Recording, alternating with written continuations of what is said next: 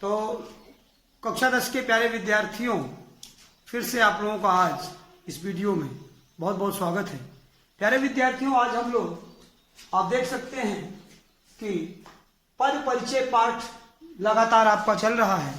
पद परिचय पाठ में आपने संज्ञा के 2 वीडियो देखे और इंट्रोडक्शन वीडियो जो था पद परिचय का वो पहला वीडियो, अब तक पद परिचय के 3 वीडियो आपको उपलब्ध हो चुके हैं।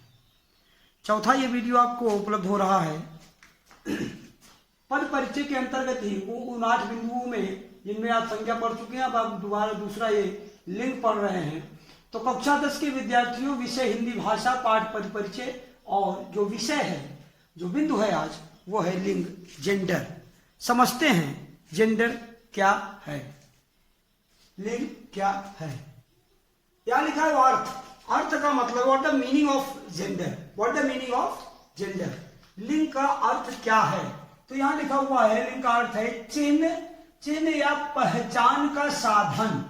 पहचान का साधन या चिन्ह ये होता है लिंग का अर्थ। This is the not definition of gender, this is only the meaning of gender. अर्थ क्या है? चिन्ह या पहचान का साधन। मेरे प्यारे विद्यार्थियों, my dear student, after meaning जानने के बाद we are talking about the definition of gender. परिभाषा की बात करेंगे। लिंग की परिभाषा क्या है? शब्द की। अच्छा, परिभाषा पर थोड़ा सा चर्चा करें तो परिभाषा बेटा इसलिए होती, परिभाषा का मतलब है परिभाषा, जो व्याख्यायित करे, जो समझाने का काम करे, जो बताने का काम करे, उसे परिभाषा कहते हैं। आइए देखते हैं परिभाषा के माध्यम से आपको हो सकता है लिंग और अच्छे से समझ में आए। शब्द के जिस रूप से यह पता चले कि वह पुरुष जाति का है या स्त्री जाति का, उसे व्याकरण में लिंग कहते हैं। जेंडर या लिंग की परिभाषा क्या कह रही है कि वह संज्ञा शब्द, क्या संज्ञा शब्द नहीं जुड़ा है, लेकिन आप समझ सकते हैं कि शब्द का मतलब संज्ञा भी। हम नीचे यहां पर आपको संज्ञा मिलेगा, यहां देखिए प्रत्येक संज्ञा शब्द या तो पुल्लिंग होता है या स्त्रीलिंग, तो हर संज्ञा शब्द, तो ऐसे संज्ञा शब्द के जिस रूप से पता चले, परिभाषा में कह रहे हैं कि शब्द के जिस रूप से ये पता चले कि वो जो शब्द है, जो संज्ञा है, वो पुल्लिंग का है या स्त्री का, लिंग का, पुरुष जाति का है या स्त्री जाति का, उसे व्याकरण में लिंग कहते हैं। मेरे प्यारे विद्यार्थियों, आप देख सकते हैं ये रही लिंग की परिभाषा। यहां हमने लिखा हुआ है काइंड्स ऑफ जेंडर। यहां बात कर रहे हैं लिंग, 2 भेद हैं, 2 भेद हैं। लिंग के कितने भेद हैं? 2 भेद हैं। प्यारे विद्यार्थियों, आप देख सकते हैं पहला लिंग के 2 भेद। यहां लिखा हुआ है हिंदी में लिंग के 2 भेद होते हैं। क्या लिखा है? हिंदी में लिंग के 2 भेद होते हैं। नंबर 1 पुल्लिंग और नंबर 2 है स्त्रीलिंग। नंबर 1 पुल्लिंग और नंबर 2 स्त्रीलिंग। आइए और समझते हैं। अब या तो यहां पर हम लोग पुल्लिंग और स्त्रीलिंग की डिफिनेशन, परिभाषा समझें या पहचान समझें। तो परिभाषा को एज इट इज, अगर केवल परिभाषा की बात करें, लिंग की परिभाषा आप जान चुके हैं। अब हम पुल्लिंग और स्त्रीलिंग की परिभाषा की बात करें, वो कॉमन चीजें होती हैं। कुछ स्पेशल, कुछ विशेष आप लोगों के लिए है मेरे प्यारे विद्यार्थियों इस वीडियो में। आइए देखते हैं, ये आपको और भी कंफर्म होगा और भी अच्छे से स्पष्ट होगा। आप इस मैटर को जब मन लगा के समझेंगे मेरे प्यारे विद्यार्थियों। यहां लिखा हुआ नोट या विशेष। हमने आपको बताया था कि नोट या विशेष हम लोग ऐसे ही नहीं कि बस दिमाग में आया यार चलो नोट लिख दें, चलो विशेष लिख दें, ऐसा नहीं होता मेरे प्यारे विद्यार्थियों। इसी को कहते हैं बूस्टर पॉइंट, इसी को कहते हैं मोस्ट इंपॉर्टेंट पॉइंट, इसी को कहते हैं विशेष, इसी को कहते हैं नोट, इसी को कहते हैं बहुत ज्यादा ध्यान देने वाला बिंदु। तो प्यारे विद्यार्थियों, समझते हैं नोट या विशेष। लिंग के संबंध में नोट या विशेष के 4 पॉइंट हमने आपके लिए उपलब्ध कराया है। पहले पॉइंट को समझते हैं। यहां कह रहे हैं कि प्रत्येक संज्ञा शब्द या तो पुल्लिंग होता है या स्त्रीलिंग। थोड़ा सा बात यहां करते, कह रहे हैं प्रत्येक संज्ञा शब्द। हमने आपसे क्या कहा था? संज्ञा याद करिए। संज्ञा की 3 परिभाषाएं आपको 2 लिखकर बताया था, एक हमने ओरली बता दिया था आपको। हमने क्या कहा था कि शब्द ही, नाम ही संज्ञा है। नेम इज अ नाउन, नाम ही संज्ञा। ये संज्ञा की सबसे छोटी परिभाषा, सबसे बेस्ट परिभाषा आपको समझने के लिए। तो यहां करें प्रत्येक संज्ञा शब्द। अब सभी नाम संज्ञा है, अब सभी नाम संज्ञा के बाद अब जब प्रत्येक संज्ञा शब्द या तो पुल्लिंग होता है या स्त्रीलिंग, अब आप सोच सकते हैं कि केवल स्त्रीलिंग और पुल्लिंग ही होता है। यहां लिखा भी है हिंदी में लिंग दो के दो भेद होते हैं, तो भैया कहां तीन भेद होता है? हिंदी में दो भेद होते हैं तो तीन भेद कहां होता है, प्रश्न ये उठता है ना।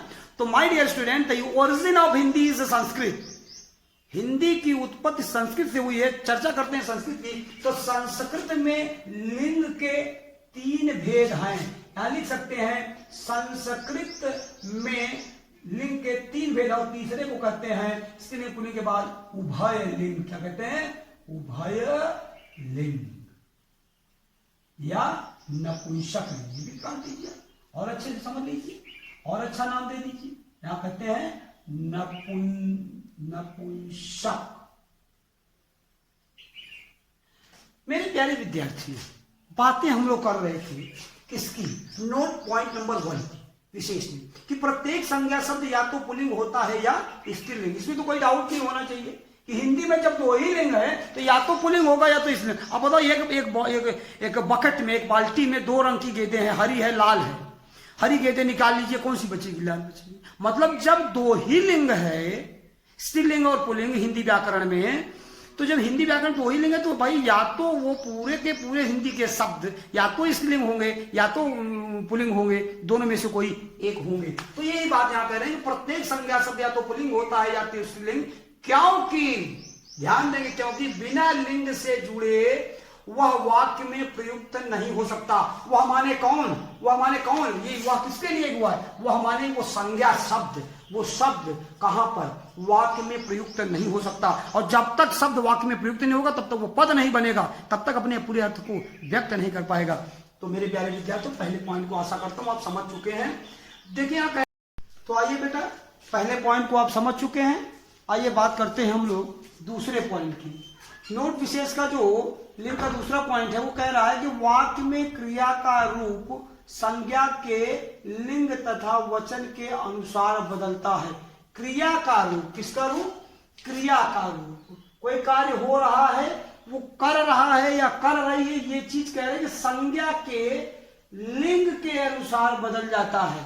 जैसे अगर लड़का दौड़ता है, लड़का है और तो दौड़ता है, और लड़की है तो दौड़ती है। तो आशा करता हूं बेटा आप इस बात को समझ पा रहे होंगे, सेकंड बात को, कि क्रिया का रूप संज्ञा के लिंग के अनुसार, वचन के अनुसार बदलता है।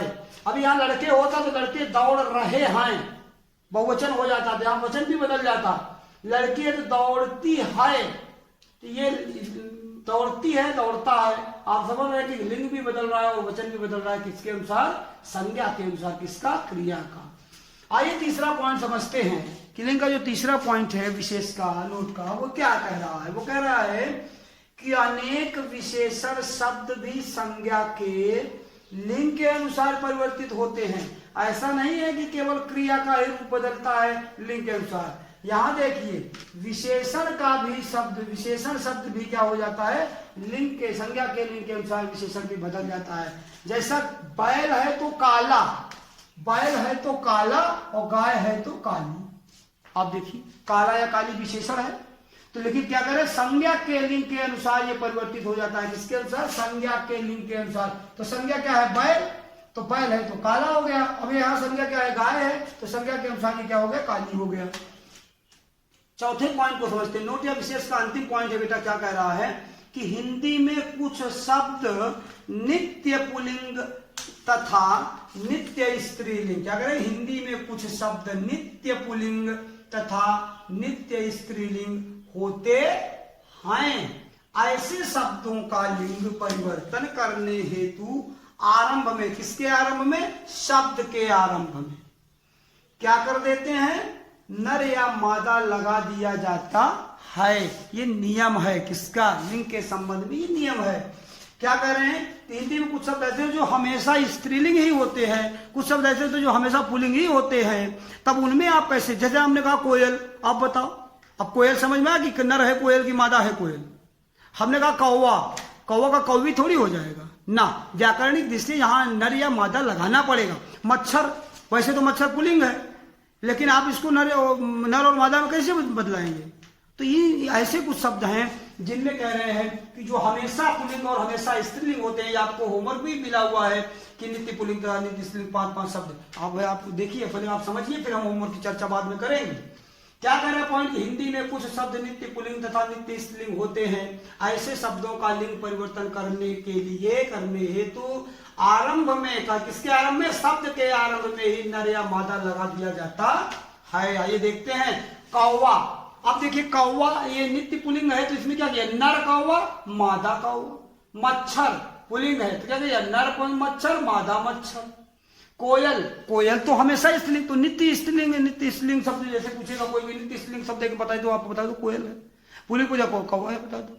तो इस तरह से आप देखेंगे, कह रहे हैं कि इसको डिफाइन कैसे करेंगे? नर और मादा शब्द का प्रयोग आगे पहले शब्द के पहले आरंभ में ही कर देंगे। कहते जब पक्षी, पक्षी में क्या करते हैं? नर पक्षी, मादा पक्षी। तो इस तरह से आप देखिए कि दोनों, आप फिर से ध्यान देंगे एक विशेष पॉइंट के बाद। अब हम बात करते हैं दोनों लिंगों की। जैसे दोनों लिंगों में प्रयुक्त शब्द, जैसे दोनों लिंगों मतलब स्त्रीलिंग और पुल्लिंग दोनों में, पुल्लिंग और स्त्रीलिंग दोनों में प्रयुक्त होने वाले कुछ शब्द ऐसे हैं, दोनों में प्रयुक्त होने वाले शब्द। क्या कह रहे हैं यहाँ पे? कुछ फिर से ध्यान से देखिए, कह रहे हैं कुछ ऐसे भी शब्द होते हैं जिनका प्रयोग दोनों लिंगों पुल्लिंग तथा स्त्रीलिंग में होता है। इन शब्दों का लिंग परिवर्तन नहीं होता है। हिंदी व्याकरण में कुछ ऐसे भी शब्द हैं जिनका लिंग परिवर्तन नहीं होता, उनका प्रयोग पुल्लिंग और स्त्रीलिंग दोनों में होता है। तो कह रहे हैं कि इन शब्दों का लिंग परिवर्तन नहीं होता। जैसे मंत्री, अगर मंत्री, अगर कोई स्त्री मंत्री है तो कहे मंत्री जी चली गई, मंत्री जी चले गए, पुल्लिंग है। तो मंत्री, स्पेशली जो मंत्री शब्द है वो क्या है? वो उभयलिंगी है, वो दोनों में प्रयुक्त होने वाला है। इसलिए कह रहे हैं प्रधानमंत्री, डॉक्टर, मैनेजर, राष्ट्रपति, ये सब बहुत सारे ऐसे शब्द हैं जो बेटा हमेशा स्त्रीलिंग और पुल्लिंग दोनों में प्रयुक्त होते हैं। आशा करता हूं आपको ये बात समझ में आई होगी। 2 बार 3 बार 4 बार वीडियो देखने के लिए हम लोग कहते जरूर हैं, लेकिन पता चलता है कि कितना वीडियो वॉच हो रहा है। So please my dear student, video को बार बार सुनिए, बार बार समझिए और ज्यादा से ज्यादा इसको समझ लीजिए और अपनी नोट कॉपी में सारे मैटर को नोट करते रहिए, अभ्यास करते रहिए। मामला क्लास 10th का है, किसी भी तरह की कोई लापरवाही नहीं चलेगी मेरे प्यारे बच्चों। आपके लिए खतरनाक हो गई ऐसी स्थिति। देखिए गृह कार्य क्या है? लिंग का अर्थ तथा परिभाषा उदाहरण सहित लिखिए, आपको उत्तर में ये मिल जाएगा। लिंग का अर्थ भी मिल जाएगा पहली लाइन में, परिभाषा भी मिल जाएगी, उदाहरण सहित आपको लिख देना है। स्त्रीलिंग तथा पुल्लिंग की परिभाषा उदाहरण सहित लिखिए। स्त्रीलिंग की परिभाषा और पुल्लिंग की परिभाषा। ऐसे संज्ञा शब्द जिनसे स्त्री जाति का बोध होता है वो स्त्रीलिंग कहलाते हैं, और ऐसे संज्ञा शब्द जिनसे पुरुष जाति का बोध होता है वो पुल्लिंग कहलाते हैं। उदाहरण आप समझते हैं, आप यहां से देख सकते हैं। तीसरा, नित्य पुल्लिंग तथा नित्य स्त्रीलिंग 5 शब्द बनाए जो हमेशा, जैसे पर्वतों के नाम हमेशा पुल्लिंग होते हैं, नदियों के नाम हमेशा स्त्रीलिंग होते हैं, तारों के नाम क्या होते हैं? जैसे नक्षत्रों के नाम है, नक्षत्र जो है 17 नक्षत्र है, 27 नक्षत्र है, 27 नक्षत्र क्या है आप देखेंगे स्त्रीलिंग है। तो बेटा इस तरह से आप, कुछ खाद्यान्न होते हैं जो हमेशा पुल्लिंग होते हैं। पदार्थ देखिए, जैसे मेटेरियल, चांदी को छोड़कर बाहर कोई जितनी धातु में सब पुल्लिंग है, चांदी स्त्रीलिंग है। तो नित्य स्त्रीलिंग और नित्य पुल्लिंग ऐसे शब्दों को 5 शब्दों को आप ढूंढिएगा और इसको आप लिखिएगा। दोनों लिंग में प्रयुक्त होने वाले 5 शब्द लिखिए, 5 शब्द लिखिए। दोनों लिंग में प्रयुक्त होने वाले 5 शब्द लिखकर अभ्यास करें। आप देख सकते हैं हमने कहा 1 2 3 4 5, तो यही 5 ना उतार दीजिएगा मेरे प्यारे बच्चों, आप अपनी ओर से 5 लिखिएगा प्लस अपनी ओर से 5 लिखिएगा, तो ये अच्छा अभ्यास माना जाएगा। तो मेरे प्यारे विद्यार्थियों, आशा करता हूं ये वीडियो आपको बहुत अच्छे से समझ में आया होगा, और इसका आप पूरे मैटर को आप अपनी अभ्यास कॉपी में लिखेंगे, अभ्यास करेंगे, और हमारे परिश्रम को सफल बनाने में आप अपना सहयोग करते रहेंगे। मेरे प्यारे विद्यार्थियों, आज के लिए इतना ही। मिलते हैं पद परिचय के नेक्स्ट पॉइंट पर, अगले बिंदु पर, और वचन की बात करेंगे। तब तक के लिए धन्यवाद।